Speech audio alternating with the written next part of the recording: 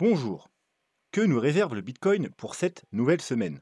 C'est ce que nous allons voir dans l'analyse du jour. Mais avant de commencer, n'oubliez pas de vous abonner, de mettre un petit pouce bleu et de laisser un commentaire.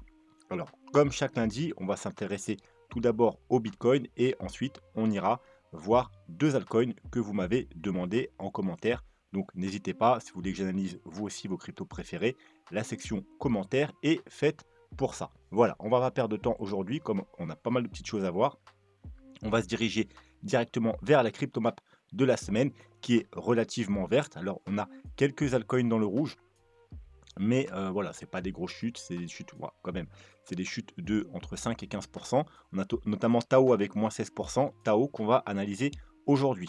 Sinon, on a des altcoins qui performent très bien. Alors, comme d'habitude, on a nos fameux memcoins avec PP 57%, Bonk 78%, Peanuts 314%, OM, je suis pas sûr que ce soit un memcoin, mais très joli 166%, Brett 35%. Et sinon, on a HBAR qui nous fait un très joli 137%, XTZ 53% et notre petit XRP qui nous fait un joli 88%. Voilà. Alors, on va passer rapidement sur le dollar. Donc le dollar, il bloque pour le moment, hein, on peut voir en daily, voilà, il bloque un petit peu euh, tout simplement sur le haut du range. Peut-être, avec un peu de chance, il va nous faire la même chose qu'ici, mais à l'envers, hein, un petit fake out, vous voyez, hop, une petite mèche, et puis pourquoi pas réintégrer, casser la trendline et repartir par le bas. Ce serait plutôt sympathique. Et puis ensuite, hein, bien entendu, un peu plus tard, casser le range par le bas et nous faire une tendance baissière, ce qui serait relativement bullish pour le Bitcoin. À l'inverse, théoriquement, vous le savez, si on casse le range par le haut, hein, n'oublie pas que c'est un range qui dure depuis novembre 2022. Ça fait 2 ans qu'on est dans ce range. Donc peu importe le côté où il va sortir, bon, je ne parle pas de fausse cassure, hein, je parle de réelle sortie avec validation, ça risque d'entraîner un mouvement haussier ou baissier assez conséquent. Donc théoriquement, c'est pas ce qu'on veut voir nous, parce que jusqu'à présent, sur le long terme, le Bitcoin et le dollar sont inversement corrélés. Mais peut-être que, hein, comme je n'arrête pas de vous le dire depuis des années, un jour, la corrélation va peut-être cesser. Alors, hein, on peut se demander, le fait que Trump soit passé et que les États-Unis vont sûrement passer, du coup, euh, dans un pays, entre guillemets, pro-crypto, ça peut suffire à changer cette tendance. C'est possible, hein, parce que bon, vous savez que les États-Unis, c'est un pays très important pour les cryptos, mais si les États-Unis passent vraiment pro-crypto, eh bien, il y a des pays qui risquent également de suivre la tendance. Hein, vous savez, comme quand le Salvador, il a décidé de, euh, de faire du Bitcoin une de ses monnaies nationales, bah, finalement, ça n'a pas changé grand-chose parce que c'est un tout petit pays, donc il y a personne qui a suivi. Si les États-Unis commencent à faire des règles pro-crypto et vraiment à mettre les investisseurs crypto dans de bonnes conditions, eh bien, d'autres pays risquent de suivre le mouvement. Donc effectivement, ça pourrait changer du coup la corrélation avec le dollar, pourquoi pas. Bon, l'avenir nous le dira, mais en tout cas, bon, bah, pour l'instant, on est sur le haut du range et bah, l'idéal, ce serait quand même d'avoir un rejet, une chute du dollar. Au moins, on serait tranquille de ce côté-là. Voilà. Alors, ensuite, le Bitcoin CME futur, bon, bah, il n'y a pas trop de changement. On a toujours notre petit gap ici. Et je vous rappelle que le gap a été ouvert la semaine dernière. Donc, on est dans la deuxième semaine d'ouverture du gap. Dans 80% des cas, les gaps sont comblés dans les 2 premières semaines. Donc, cette semaine, il faut être encore très prudent. Si correction devrait y avoir, c'est possible que ce soit cette semaine, puisqu'il y a un gap à combler. Si on n'a pas de correction cette semaine, ensuite on peut le mettre de côté, puisque lorsque les gaps ne sont pas comblés dans les 2 semaines, ensuite ça peut être comblé un mois plus tard, 6 mois plus tard, un an plus tard, voire même ne jamais être comblé, hein, parce qu'il y a 5-10% des gaps. Sur le Bitcoin, on tourne plus autour de 5% des gaps classiques. Je ne parle pas des gaps de rupture qui ne sont jamais comblés. Voilà. Mais en tout cas, après, y a pas de, on ne sait pas quand il va se combler. S'il n'est pas comblé cette semaine, ça peut être la semaine d'après, comme ça peut être dans un an ou au prochain bear market, par exemple. Donc après, on s'en occupe plus trop. Voilà, mais cette semaine encore, il faut rester prudent. Surtout que, hop, alors c'est vrai que j'ai oublié ce graphique-là. Tac, tac, tac, tac. Alors, hop, il est où mon graphique? Il faut que je retrouve mon petit graphique. Hop là. Voilà. Surtout qu'on reste dans une zone, comme on l'a vu. Bon, déjà on est en dessous des 100K. Et pour ma part, si on devrait avoir une correction, ce serait plus logique de la faire avant les 100K. Alors pas forcément maintenant, hein, ça peut être à 96, 97, 98.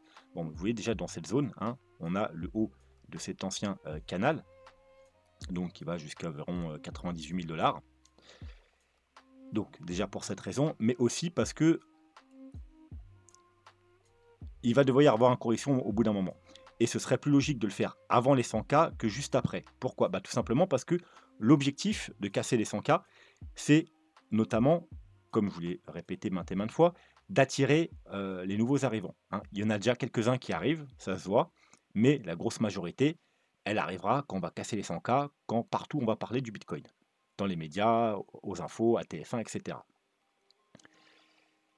Et je vois pas l'intérêt de faire une grosse correction à 102, 103, 104, 105 000 $, juste quand les nouveaux ils arrivent à arriver, parce que ça va réfréner leur ardeur, hein. Si les nouveaux arrivants ils commencent à rentrer et puis le Bitcoin il passe de 105 000 $ à 95, 90 ou 85 000 $, et forcément, voilà, ça va stopper l'afflux de nouveaux arrivants.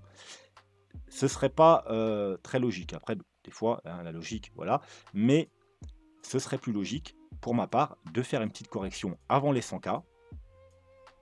Et ensuite, comme ça, hop, on casse les 100K et on continue à monter tranquillement pour que les nouveaux arrivants arrivent et que voilà, ça freine pas leurs ardeurs. Moi, c'est ce que je pense, c'est ce qui serait le plus logique. Si je serais un gros portefeuille, hein, si je serais, bah, c'est ce que j'essaierais de faire. Voilà, je ne revendrai pas avant qu'on dépasse allègrement les 100K. Mais il y a forcément des gens qui vont peut-être 100K vont vendre, mais je pense que les gros portefeuilles vont pas attendre pile les 100K. Justement, s'ils devraient prendre des profits, bah, le faire juste un peu avant les 100K, ce serait pas une mauvaise idée. Voilà, donc faut être prudent quand même cette semaine et jusqu'au 100K. Ensuite, la Bitcoin dominance, ben, il se passe pas grand-chose. Il se passe pas grand-chose, vous voyez, on stagne à peu près depuis 3-4 semaines. Ce qui fait que les altcoins, ils performent bah, à peu près comme le Bitcoin, hein, si on va par là, donc ils performent bien, mais ils ne surperforment pas le Bitcoin, hein, comme vous le savez. Il nous faut une chute de la dominance pour avoir une fameuse altcoin season. Pour ma part, j'aimerais bien qu'on monte encore un peu, hein. Mon scénario préféré, ce serait justement qu'on casse cette structure par le haut pour aller rechercher simplement le haut de la zone de rechargement de short. Voilà, une sorte de petit fake out de ces structures, et puis ensuite qu'on réintègre. Et puis voilà. Et puis après qu'on ait une belle altcoin season, parce que plus on va monter haut, plus on pourra avoir une altcoin season potentiellement importante. Après, on pourrait aussi aller beaucoup plus haut, hein, notamment, vous voyez, cette zone-là où a commencé justement les deux dernières grosses altcoin season ici, vous voyez, et ici. Donc on pourrait aussi aller plus haut. Et ce serait que potentiellement, je dis bien potentiellement, parce que c'est pas forcément qu'on va avoir une belle altcoin season comme les bull runs précédents, mais en tout cas, plus on va haut, plus le potentiel ensuite de l'alcool season serait important. Voilà. Mais pour l'instant, bah, il n'y a rien à signaler, donc voilà, on stagne, hein, on n'est pas en train de continuer à augmenter, on stagne, ça veut dire que si on peut voir sur Total Market Cap 3, eh bien, on peut voir que les altcoins ils performent également très bien, mais pour l'instant, ils ne sont pas en altcoin season, tout simplement. On avait notre joli bull flag, on a eu notre premier signal ici, hein. Ensuite, on est venu faire un pullback, une petite mèche, une réintégration, une petite bougie verte. Voilà, au mois d'octobre, c'était le moment où on pouvait commencer à rentrer sur les altcoins, comme on l'avait vu lors des vidéos au mois d'octobre. Et d'ailleurs, le bull flag a cassé avant celui du Bitcoin. Et pour les plus frileux, eh bien, fallait attendre la cassure de ce petit range, donc le 4 novembre. Et là, on est parti quoi? On est parti chercher le haut de la zone de rechargement de short. On a été rejeté un petit peu la semaine dernière et là, on est encore en train de la travailler, bien entendu. Voilà, si on casse, c'est également une bonne nouvelle. Je vous ai mis aussi des targets. Des targets pour, par rapport aux vagues d'Elliott. Donc là, on a les targets, on va dire, un peu pessimistes. Donc, alors, en termes de chiffres, ça ne va pas vous parler, donc ça ne sert à rien. Donc la première target, qui n'est pas du tout à privilégier, hein, qui est alors par rapport à maintenant à 15%. Ensuite, on a une target classique qui est à 50%. Et ensuite, on a la target bullish. Alors là, je ne vous parle pas non plus, on peut aller beaucoup plus haut, on peut faire des targets extrêmement bullish, mais qui serait à 115%. Donc ça veut dire un peu plus que x2. Donc ça veut dire que, admettons, le Bitcoin, le Bitcoin aurait un top à 130 ou à 150K, eh bien, en allant juste là, eh bien, on surperformerait pas mal le Bitcoin, hein, puisque voilà, il ne ferait pas x2 si on s'arrête entre 130 et 150K. Bien entendu, si le Bitcoin il va à 200K, bah là, du coup, ça équivaudrait que il n'y a pas d'altcoin saison et que les altcoins ne superforment pas.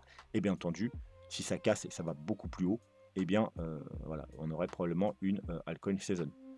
On peut voir aussi, en reliant ces deux points, hein, ça peut être une target. En reliant ces deux points, on pourrait aller chercher, si on casse ça, eh bien, quelque part là-dedans. Et là, forcément, ça nous donnerait une très belle altcoin saison, parce qu'on parle de quelque chose comme 300%, donc 1 x 4 sur l'ensemble des altcoins. Allez, le Bitcoin. Donc, le Bitcoin, je vous avais donné cette petite trendline. Je vous avais dit attention, attention ici. Alors, c'était juste dans la vidéo. D'ailleurs, hein, ceux qui n'étaient pas là ce week-end, j'ai fait une petite vidéo sur le meme coin, ça vous intéresse. Bon, elle est un peu longue, mais parce qu'on voit 10 meme coins. Donc, voilà, allez la voir, c'est intéressant. Et dans cette vidéo, j'ai fait une petite aparté pour vous dire, on est où? Hop, on est là. Attention, on a une trendline, on a une figure qui est potentiellement une figure de retournement. Quand vous avez un triple top comme ça, avec un sommet plus haut et un sommet plus bas, c'est en quelque sorte une épaule tête-épaule. C'est en quelque sorte une figure de, de distribution.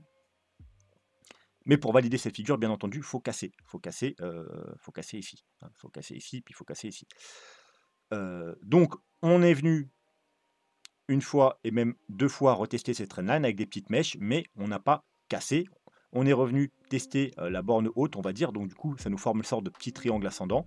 Un triangle ascendant, c'est techniquement bullish, mais encore une fois, je vous le répète comme à chaque fois, pour n'importe quelle figure, ce sera bullish au final si on la casse vers le haut. Donc, si on casse les 92 405 dollars. A l'inverse, si on casse vers le bas, il y aura support important, comme vous pouvez voir, la petite ligne jaune que je vous ai mis, qui a fait, vous voyez, résistance partout ici, puis support ici, de nouveau résistance ici, de nouveau support ici, de nouveau en même temps support ici, et de nouveau, vous voyez, on est venu parfaitement le tester ici. Donc, casser la trendline, la validation se fera si on casse également ce niveau important, avec clôture, etc. Il faudra vous attendre à au moins une petite correction. Pourquoi pas pour venir corriger un petit peu ça, parce que là, vous voyez qu'on a un déséquilibre de marché, hein, on est monté tout d'une traite. Et pourquoi pas, par exemple, hein, revenir, vous voyez, retester cette zone-là. Donc, corriger tout ça, retester cette zone-là, donc aux alentours des 77 000 dollars. Et là, on en revient, et bien tout simplement, ah bah j'ai plus le graphique.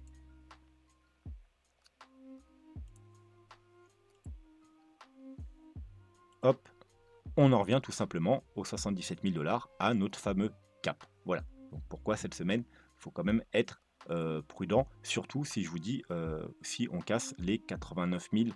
Bon, allez, on va arrondir, si on casse les 89 000 dollars, il risque d'avoir une correction. Alors, on va pas forcément, c'est pas parce qu'on corrige qu'on va aller combler le gap, hein. On pourrait corriger n'importe où d'ailleurs, mais c'est un risque. Voilà, du moins cette semaine, c'est risqué, donc il faut quand même être prudent cette semaine.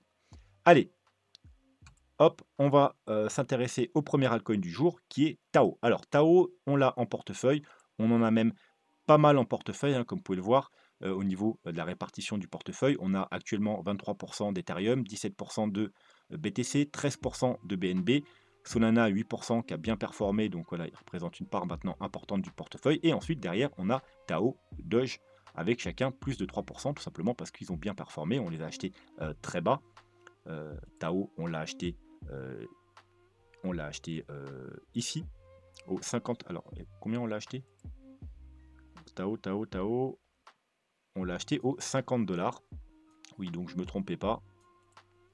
On l'a acheté, alors, à l'époque, je vous avais dit, hein, le plus prudent, c'est d'attendre vous voyez, on a un joli W ici, c'est d'attendre la cassure ici, voire même pour donc la cassure des 58, voire même pour les plus prudents, la cassure des 75. Sur le portefeuille, effectivement, on a été un peu plus agressif. on l'a tout simplement acheté après ce petit fake out. Vous voyez ici, on avait hop, hop, hop, hop, hop, on est venu faire un petit fake out, réintégration, vous savez que moi j'adore, ouais, 48, hop, et on l'a acheté sur la bougie de confirmation ici, au, tout simplement aux 50 $. Donc, c'est pour ça qu'il représente une part importante du portefeuille, tout simplement parce que voilà, bah, entre 50 et on est à plus 2 fois 10 sur Tao, donc forcément, au départ, il représentait peut-être 1% du portefeuille ou 2, je sais pas, mais là, enfin ouais, peut-être 1%, maintenant il représente un peu plus de 3%. Donc bref, Tao, il s'est passé quoi? Bon, après la cassure justement des niveaux que je vous avais dit, eh bien on est monté tout d'une flèche jusque ce niveau-là, donc aux alentours des 300-400 $. On a une correction, donc on a formé un niveau ici. On a rebondi, on a cassé ce niveau, et puis on a atteint les pratiquement 800 $. On est venu s'appuyer, donc du coup, ancien résistance qui devient support. On l'a tenu pendant quelques temps, on a cassé et on est revenu, et bien tout simplement, sur le support. On est venu une fois, deux fois. On l'avait analysé à cette période-là, je vous avais dit, attention, ou quelque part là-dedans. On a maintenant donc une borne haute, une borne basse. Si on casse le haut, c'est bon signe, on ira rejoindre les derniers sommets. Par contre, si on commence à casser ici, et avec clôture et confirmation, eh bien, ça peut être très dangereux, tout simplement parce que on a un gros déséquilibre de marché. On n'a strictement aucun support dans cette zone-là. Et donc, si on casse ce niveau-là, on peut aller se retrouver autour entre les 70 et les 100 $. Voilà. Eh bien, on l'a pas fait. On a fait une mèche pour sortir, pour faire peur un peu aux gens. On a réintégré, donc c'est un très bon moment d'achat ou sur ce pullback aux alentours des 220 $. On a fait comme une sorte de triple bottom, ça fait une sorte de joli W ici. Du coup, on a cassé par le haut et on est venu rechercher bon, bah, une petite trendline ici. On a fait un pullback ici, donc ça pouvait être également un bon moment, bon, même si je trouve ça un peu tard, voilà, un bon moment d'acheter puisque on casse un niveau, on vient chercher la résistance, pullback, voilà, donc techniquement, c'est vrai que c'est pas déconnant d'acheter ici. Mais maintenant, il faut casser cette trendline. Voilà. Donc là, vous avez la borne basse de la figure. On a une sorte de. Ça nous fait presque un. Merde. Ça nous fait presque un triangle. Donc, faut casser par ici. Faut casser, bon, on va dire la trendline et puis le dernier sommet là pour espérer que le prix décolle. Bien entendu, à l'inverse, si on recasse ce niveau, c'est plutôt mauvais signe. On va probablement se rediriger vers la borne basse. Et voilà, c'est plus donc disons tant qu'on est au-dessus de ce niveau, donc des 400, allez, des 400 $, je suis bullish sur Tao. Si on casse ce niveau-là, les 620 $, je suis très bullish sur Tao. Entre ces deux niveaux, je suis plutôt neutre sur Tao parce que ouais, et la borne basse, c'est un niveau, vous voyez, c'est pas une ligne. Et le niveau bas, c'est vraiment le niveau le plus important. Donc les 350, allez, 360 $, c'est vraiment là où il y a eu vraiment les gros supports. Donc tant qu'on casse pas ce niveau-là, je suis pas bearish. Donc bullish pour le moment, tant qu'on casse pas ici, très bullish, neutre dans cette zone. Et si on recasse cette zone, par contre, je deviens plutôt bearish sur Tao. On risque d'aller rechercher malheureusement une fois la borne basse. Et puis si on casse, voilà, on risque d'aller beaucoup plus bas, malheureusement. Alors pourquoi je ne suis pas si bullish que ça sur Tao, malgré qu'on ait pas mal en portefeuille et que j'aime bien Tao, le principe. Alors j'avoue, au niveau du fondamental, j'ai pas creusé. Vous savez que moi, c'est pas forcément mon truc, le fondamental. Et que de toute façon, pour l'investissement court moyen terme, j'ai encore répondu à un commentaire aujourd'hui sur ce sujet. C'est vraiment pas indispensable. D'ailleurs, on peut le voir, on l'a vu notamment dans la vidéo des meme coins, quand on prend le top performance de l'année, les trois quarts des cryptos qui ont le plus performé cette année, c'est des meme coins qui n'ont aucun fondamental, mis à part peut-être Dogecoin qui au départ vraiment était une crypto, c'était une blague quand c'est sorti, mais au fil du temps, vu que ça a fonctionné, ils ont développé le projet et maintenant c'est entre guillemets un peu plus sérieux, mais quasiment tous les autres meme coins, il n'y a aucun projet, c'est juste pour faire de l'argent, c'est juste, voilà, parce qu'ils savent que ça va se vendre. Et donc, il n'y a pas de projet derrière, il n'y a pas de fondamental, et pourtant, ça ne leur empêche pas de performer bien. Vous prenez tous les bons projets qui sont sortis durant le dernier bull market, tous les atomes, les links, les EGLD, les machins qui sont censés être des bons projets. UOS, d'ailleurs, qu'on va analyser aujourd'hui, qui était censé être un bon projet et qui performe pas du tout. Voilà, donc il y en a, ils confondent le fondamental et le prix. Le prix et le fondamental n'a vraiment que très peu d'influence sur le court, le moyen, voire même sur le un peu long terme. Ça va avoir de l'influence sur le très long terme. Voilà, effectivement, si un projet il est bon et qu'il se développe avec le temps, bah, déjà il va rester. Il va pas, parce qu'il y a des cryptos, elles vont aller à zéro, hein. C'est comme il y a des entreprises, si c'est une mauvaise entreprise, bah, et au bout d'un moment, elle va peut-être, faire faillite et aller à zéro. Les projets aussi, les mauvais projets, au bout d'un moment, ils iront potentiellement à zéro ou alors ils vaudront presque plus rien, donc c'est comme s'ils valaient zéro. Les bons projets, eux, ils vont rester sur le temps et ils vont potentiellement, du coup, s'apprécier sur le temps, sur le très long terme. On parle de 5, 10, 15, 20 ans, mais sur l'espace de quelques mois, un an ou deux, le prix n'a pas vraiment de rapport avec les fondamentales. Une news, effectivement, peut faire monter le prix, mais les fondamentaux, voilà, surtout en crypto, ça a vraiment peu d'intérêt. C'est pour ça que on analyse surtout les graphiques. Voilà. Et au niveau du fondamental, alors j'en sais pas énormément sur Tao, excepté qui calque un petit peu son modèle sur le Bitcoin. Vous voyez, comme le Bitcoin, il a 21 millions au maximum, il est miné avec des blocs.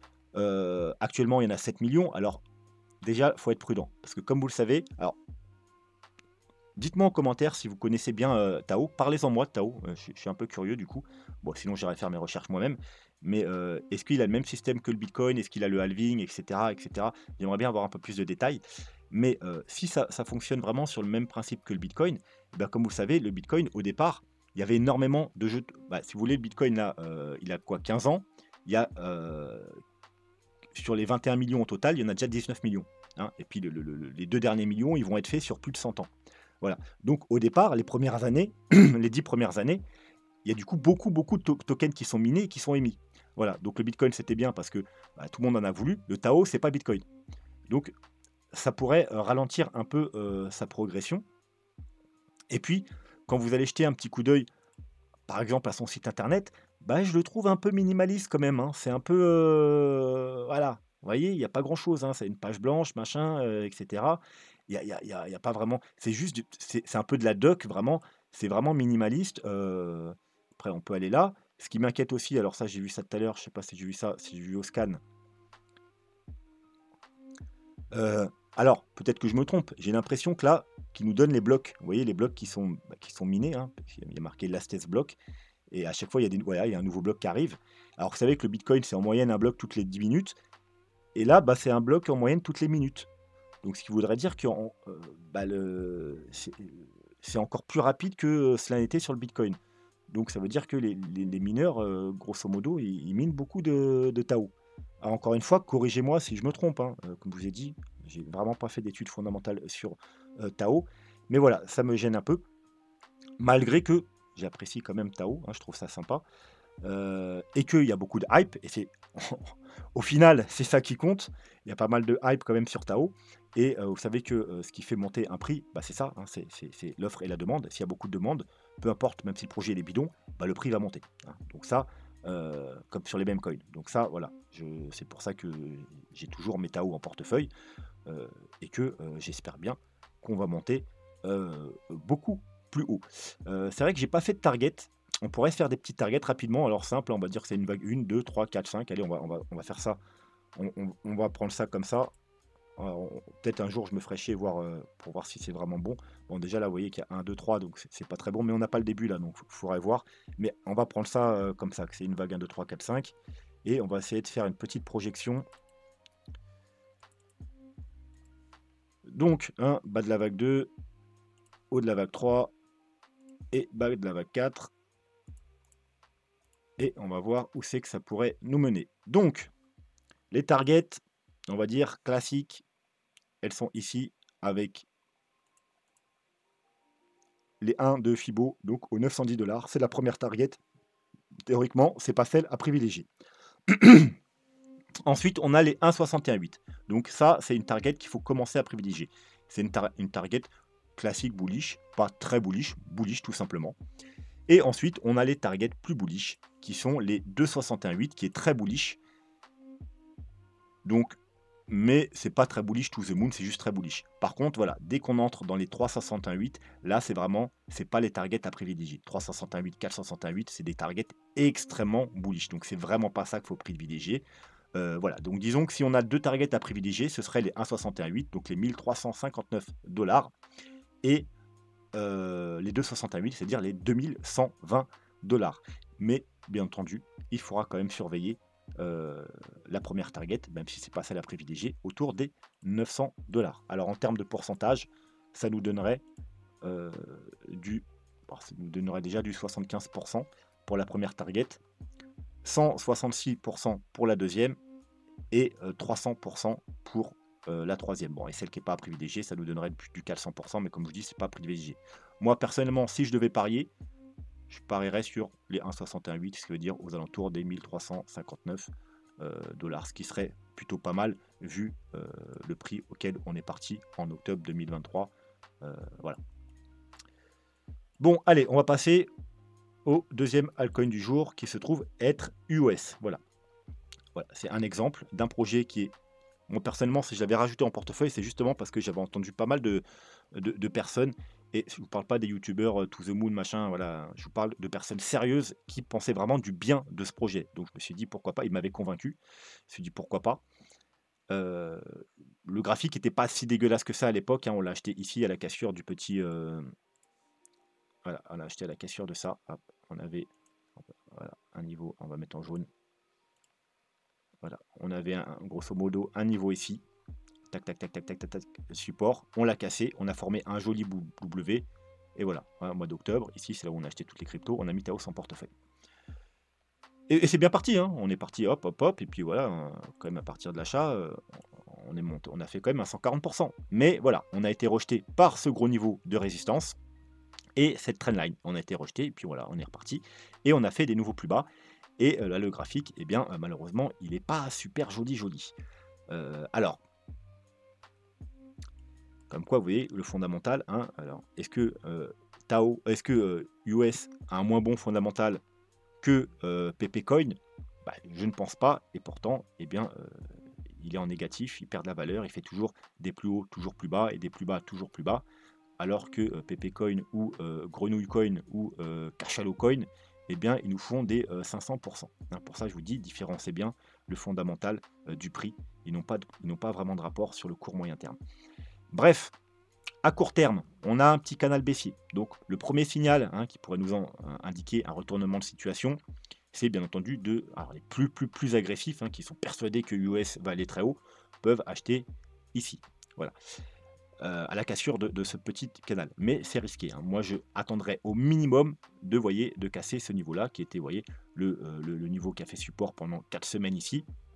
Et puis encore une semaine ici, puis après on l'a cassé, puis vous voyez, il a fait résistance. Puis là, il fait résistance, résistance, résistance. Il a fait résistance pendant 2 mois, avant de rechuter encore un peu. Je suis sûr que si on met un RSI, on doit avoir de belles divergences. Voilà, vous voyez, on fait plus bas, on va se mettre comme ça. Voilà, hein, plus bas, plus bas, plus bas, et puis là, plus haut, plus haut, plus haut, hein. Donc ça fait plusieurs semaines, on parle de divergence weekly, hein, plusieurs semaines qu'on a des divergences weekly. Vous voyez, donc c'est plutôt sympa, mais il faut confirmer, hein. Confirmer, on casse ça, et le plus prudent, ce sera d'attendre au moins de récupérer, tout simplement, ce niveau, c'est-à-dire les 12 centimes. Et si on casse les 12 centimes, il y a de fortes chances qu'on ait au moins, dans un premier temps, rejoindre cette trendline, voire même ce niveau-là. Et si on casse ce niveau-là, donc autour des 30-35 centimes, eh bien voilà, là, il y a moyen que ça décolle, assez fort. Alors, est-ce que US aura les capacités de, aller rejoindre au moins son plus haut, voire d'aller faire de nouveau plus haut? J'en suis pas persuadé. Donc, comme d'habitude, le, take profit numéro un, ce sera tout simplement la zone de rechargement de short en logarithmique. Donc, c'est-à-dire que si vous êtes dans US ou si vous voulez en acheter, il faudra quand même, dans l'idéal, après il faut surveiller aussi, hein, le prix le bitcoin, qu'est-ce qu'il fait, hein, si on n'a aucun signal de fin de bull market, pourquoi pas, mais voilà, en tout cas, si vous voulez prendre des profits, c'est une bonne idée de prendre des profits, entre les 65 centimes et les 1,15 $. Bon, au prix actuel, vous voyez, ça vous fait quand même du, 600 du 675%, donc plus que x7, et là, ça vous fait du 1300%, du x14. Donc je pense que c'est déjà pas mal. Il faut des fois, pas être trop gourmand. Après, prendre ses profits, ça veut pas dire tout vendre, hein, c'est-à-dire prendre des profits.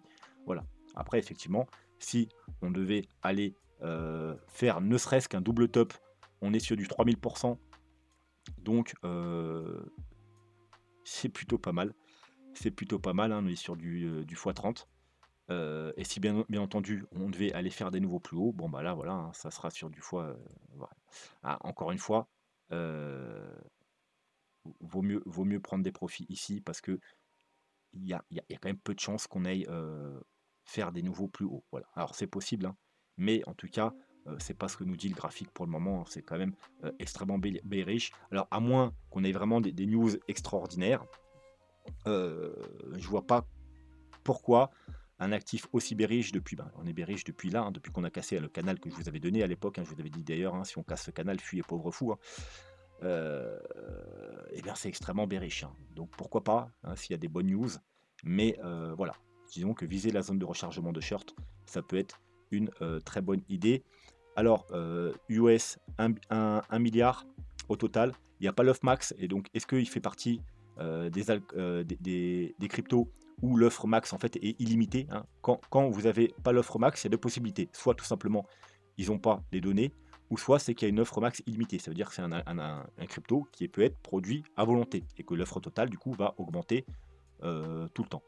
Bon, je ne sais pas si c'est le cas parce que là l'offre totale a l'air d'être un chiffre bien rond. Mais en tout cas, en circulation, on n'a que 39%. Donc, alors, sur du moyen terme, c'est pas très grave. Voilà. Mais ça veut dire qu'il n'y a que 40% des US en circulation. Ce qui m'embête un petit peu, c'est que le projet, il est là depuis fin 2019 et que, vous voyez, il y a 3 pages. Il n'est pas disponible sur énormément de plateformes, hein, pour un projet qui est là depuis maintenant plus de 5 ans. Enfin, depuis 5 ans. Heu, voilà, bon, effectivement, il est disponible sur KuCoin, sur Gate.io, sur BingX, voilà, sur toutes les plateformes habituelles, où on sait qu'il y a toutes les petites cryptos. Mais voilà, hein, il y a pas de bien entendu, il y a pas de Binance, il y a pas de Coinbase, il y a pas de Kraken. Donc ça m'embête un peu. Alors certains vont se dire: «Bah oui, bah, c'est une bonne opportunité parce que du coup, le jour où il serait, listé sur une grosse plateforme, ça peut faire, monter le prix considérablement», et il est vrai. Mais s'ils l'ont pas fait depuis le 2019, je suis pas sûr qu'ils vont le faire dans les mois voilà, qui viennent. Alors, est-ce que, le projet est moi quand je vois ça, alors j'ai pas été fouillé, mais ça me dit: «Est-ce que le projet est pas un peu abandonné?» Parce qu'un bon projet qui est là depuis 5 ans, bah, crachez un peu de thunes et mettez-le sur les grosses plateformes, quoi, hein, parce que c'est ça, on parle que d'argent, hein, pour être listé sur une grosse plateforme, il vous suffit d'aligner les billets. Voilà, donc ça m'embête un peu, ça aussi, sur US. Mais voilà, en tout cas, si on parle en termes de potentiel, hein, parce qu'il est, 751 en market cap. Donc bien évidemment, en termes de potentiel de croissance, que ce soit au market cap ou, graphique, il y a un potentiel de croissance énorme. Mais est-ce qu'il va réaliser son potentiel? Eh ben ça malheureusement, hein, comme je vous ai dit, on ne peut pas compter sur le fondamental. Alors fondamental, c'est bien, hein, vous pouvez aller faire une étude fondamentale. C'est toujours, ça de prix, hein. Voir déjà s'il n'est pas un peu à l'abandon de projet. Si vous voyez que le projet n'est pas à l'abandon, qu'on s'en occupe toujours, peut-être, on ne sait jamais, s'il y a des bonnes news qui sont, prévues dans les mois qui viennent, et ça peut effectivement le faire démarrer. Mais en tout cas, graphiquement, je vous conseille d'éviter d'acheter tant qu'on casse pas, comme je vous ai dit, les 12 centimes, hein. Voilà, les plus agressifs, pourquoi pas, hein. Si on casse les 9 centimes, vous pouvez rentrer à l'achat, mais à vos risques et périls. On pourrait très bien casser là et puis se venir, bah, résistance et puis repartir à la baisse et même faire des nouveaux plus bas. Voilà, parce que pour l'instant, c'est ce qui fait. Donc, jusqu'à preuve du contraire, cet actif, malheureusement, est baissier. Oui, on a des belles divergences. Oui, on a une structure qui est prête à casser vers le haut. Mais voilà, tant qu'il n'a pas prouvé, tant qu'il n'a pas confirmé, donc casser les 12 centimes, eh bien, ça reste baissier, hein. Et puis, de toute façon, il restera baissier, hein, tant qu'on n'aura pas cassé ce niveau-là, c'est-à-dire les 35 centimes. Mais voilà, on ne va pas attendre ici pour acheter. Voilà, mais 12 centimes me paraît un bon niveau opportun d'achat. Voilà, allez, on va s'arrêter là pour aujourd'hui. J'espère que la vidéo vous a plu. N'hésitez pas à mettre vos commentaires, vos altcoins préférés. N'hésitez pas, pour soutenir la chaîne, à aller voir les petites vidéos ici, hein, aussi la vidéo sur le même coin si ce n'est pas déjà fait. Vous pouvez faire une petite donation en crypto-monnaie, utiliser les liens d'affiliation qui sont ici, et également faire un petit partage comme ça, hop, 2 euros ou le montant que vous voulez. Et puis sinon, vous pouvez bien entendu vous abonner, mettre un petit pouce bleu et laisser un commentaire. C'est le premier soutien de la chaîne et probablement le plus important. Voilà, sur ce, moi je vous souhaite une bonne soirée et je vous dis à mercredi. Tchuss.